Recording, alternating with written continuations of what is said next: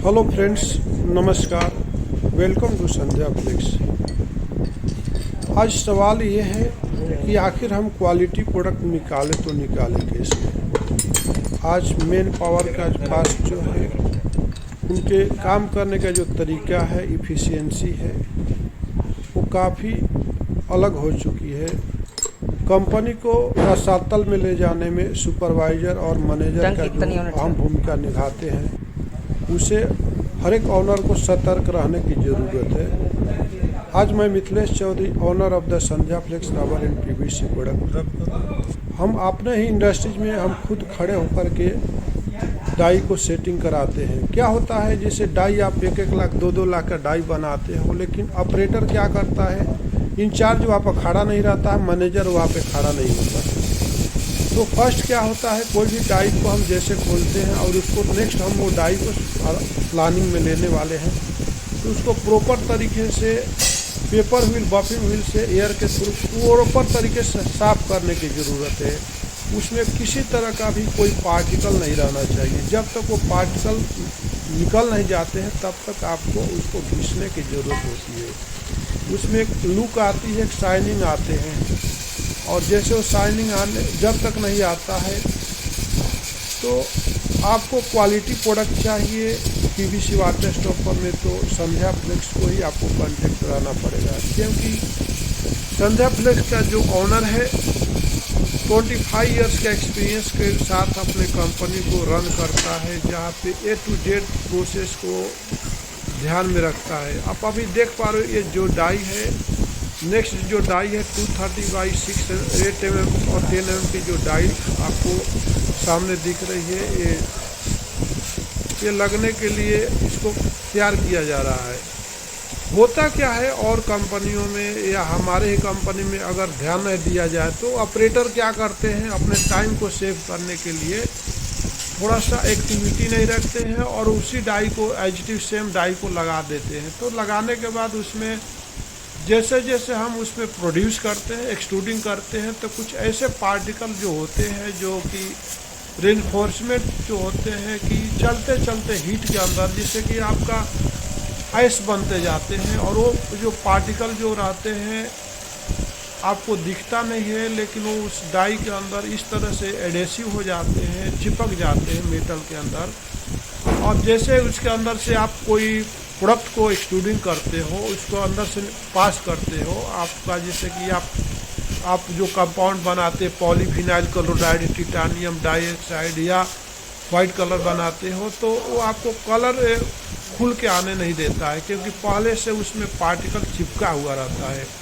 दूसरी बात करते हैं, जैसे ब्लैक कलर भी आप निकालते हो, तो जैसे चलते चलते 500 मीटर 1000 मीटर के बाद वो डाई में रफनेस आते, प्रोडक्ट में रफनेस आने लगता है, जबकि आपने कोई कंपाउंडिंग में चेंज नहीं किया। तो इसका रीज़न ये होता है कि किसी ऑपरेटर ने लापरवाही किया है, वहाँ पर बिल्कुल केयरलेस है। उस कंपनी के अंदर जो सुपरवाइज़र है बैठ के सैलरी लेता है, जो प्रोडक्शन मैनेजर है वहाँ पे बैठ के सैलरी लेता है।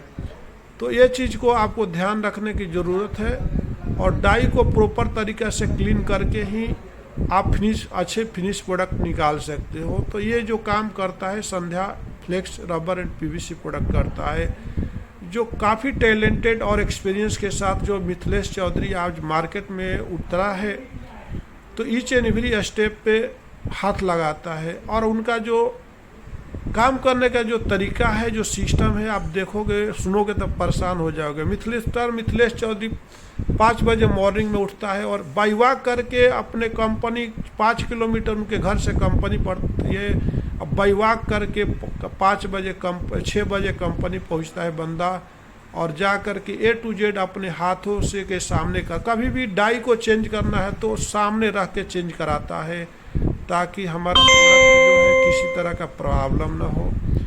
और एक बार डाई चेंज करे तो वही डाई को 36 आवर्स तक चलाने की क्षमता रखता है। तो मेरे दोस्त, हम ये नहीं बोलना चाहते हैं, अगर हमारे ही लाइन का और भी मैन्युफैक्चरर है तो उनको सजेस्ट करना चाहूँगा कि कंपनी घर में बैठ जाने से और सो जाने से कंपनी नहीं चलती है।